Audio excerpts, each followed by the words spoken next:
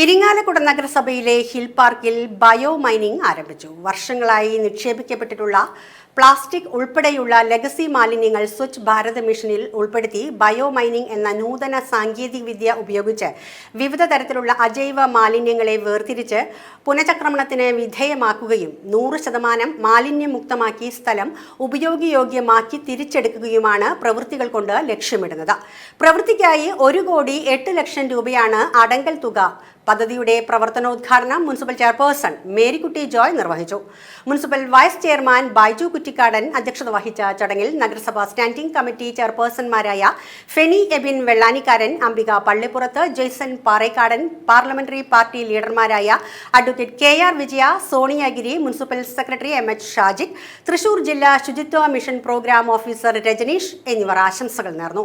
Municipal engineer Santhosh Kumar report അവതരിപ്പിച്ചു. നഗരസഭാ standing committee chairperson advocate Jisha Joby സ്വാഗതവും നഗരസഭ ക്ലീൻ സിറ്റി മാനേജർ ബേബി നന്ദിയും പറഞ്ഞു.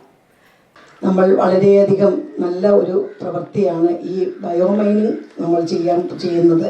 നമുക്കറിയാം 1,08 ലക്ഷം രൂപ മുടക്കി നമ്മൾ ബയോമൈനിങ് ചെയ്യുന്നത്.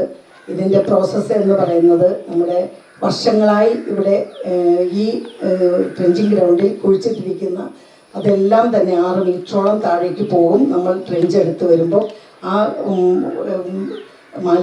അജൈവ മാലിന്യങ്ങളെല്ലാം തന്നെ നമ്മൾ ആ മെഷീനിലിട്ട് ബയോമൈനിങ് മെഷീനിലിട്ട് തിരിച്ച് ആദ്യം വരുന്നത് ചെറിയ ചെറിയ പൊടികളായിട്ട് വരുന്നു പ്ലാസ്റ്റിക് മാലിന്യം, അതുപോലെ മറ്റ് വലിയ രീതിയിലുള്ള പ്ലാസ്റ്റിക് മാലിന്യങ്ങൾ വരുന്നു.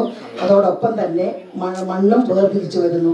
ഇതെല്ലാം നമുക്ക് വീണ്ടും പുനഃചക്രമണത്തിന് അനുയോജ്യമായ രീതിയിലാണ് വരുന്നത്.